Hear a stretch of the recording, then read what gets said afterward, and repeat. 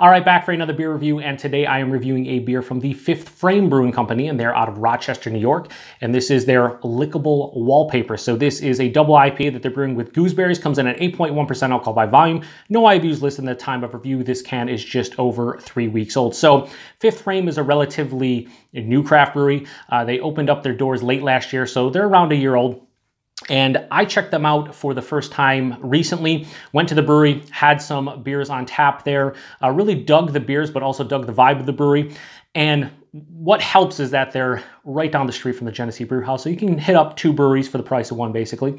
And a few days before I showed up, they actually did a can release, and I ended up grabbing 4 different beers from them. I'm going to be reviewing them over the next couple of weeks, and we're starting with this one. So first off, the label and the name, absolutely fantastic. So Lickable Wallpaper, you know, Willy Wonka and the Chocolate Factory. In fact, here on the canning date, they have a great quote from that movie and from the Lickable Wallpaper scene. The snozberries taste like snozberries. So right out the get-go, right out the gate, this beer is winning me over just because of the label, the name, the reference. It's automatic 5 out of 5. Don't even need to drink it. I'm going to settle down. It's pretty fantastic, though. I like the label, like the name. So already starting off on the right foot.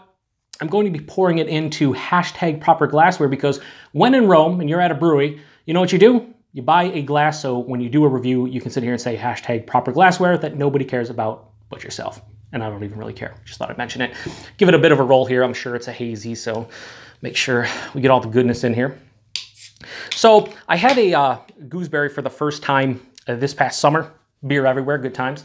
And I really enjoyed it. I never had one prior to that, but I kind of have an idea now of when people talk about gooseberries and, you know, they say Southern Hemisphere hops, you know, from New Zealand and Australia.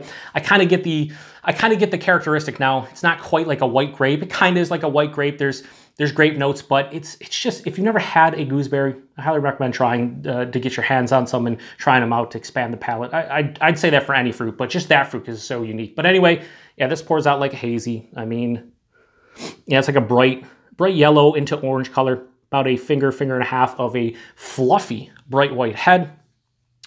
Plays the role. Chris plays the role. Anyway, let's get a nose on it. Ooh. Now, I'm not necessarily saying I smell gooseberries, but there's a big like white grape, white wine presence to this one. They're also using, they mentioned Nelson Sauvin. I don't know if they're just using that hop or it's in conjunction with others, but that's the only hop that they mention. But yeah, white grape, white wine.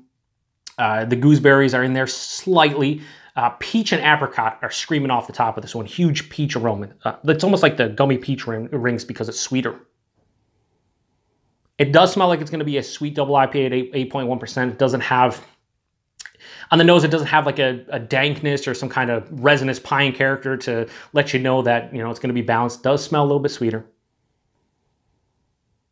Maybe a slight resin underneath. Really, this is all about, you know, I won't say it's a tropical fruit bomb, but it kind of is. Tropical fruit, stone fruit. It just smells like it's going to be sweeter fruits. So it smells pretty delicious. I want to get into it, so cheers, everyone.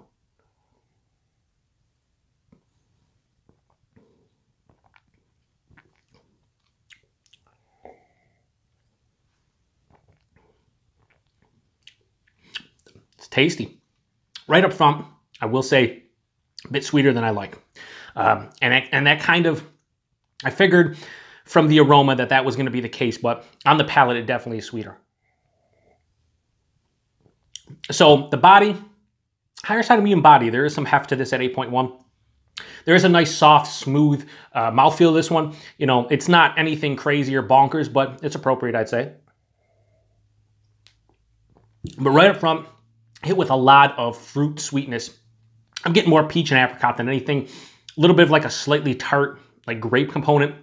Those gooseberries too could be blending into kind of, you know, just making it a bit more tart than I thought it would be. But there's even some like ruby red grapefruit, sweeter orange notes too that I wasn't getting in the nose. A little bit more citrus than I anticipated. But this is where it doesn't lose me because I do like this, but it doesn't have a great balance between the sweetness and the bitterness. I'd want this to be a little bit more bitter. It does have a nice dryness, like a semi-dry finish to it. But I feel like once I get to the end of this can, I'm going to be kind of probably done with this just because there's a bit too much sweetness for me. And like I said, this is just over 3 weeks old, so it's still pretty damn fresh. That's at 8.1%. Sneaky drinkable. I wouldn't say scary, but sneaky drinkable. Really not detecting any kind of alcohol stringency on the palate or any warming or anything. It's a very well done beer. I'm digging it. Rating wise, I think if there was a better balance between the sweetness and bitterness, I'd give this a straight 4.25 out of 5. But because that's lacking for me personally, I'm going to give it a straight 4 out of 5. So Lickable Wallpaper from Fifth Frame Brewing Company, the first beer I'm reviewing from them on channel. It's tasty. It's a good offering.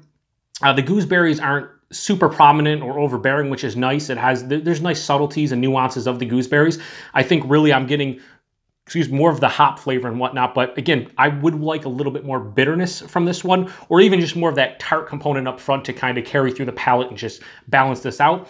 But as is, a 4 out of 5 is a pretty good score, and this is a damn tasty beer. And the label and name, I'm all about it. So appreciate you guys stopping by for another beer review, and until the next one, cheers.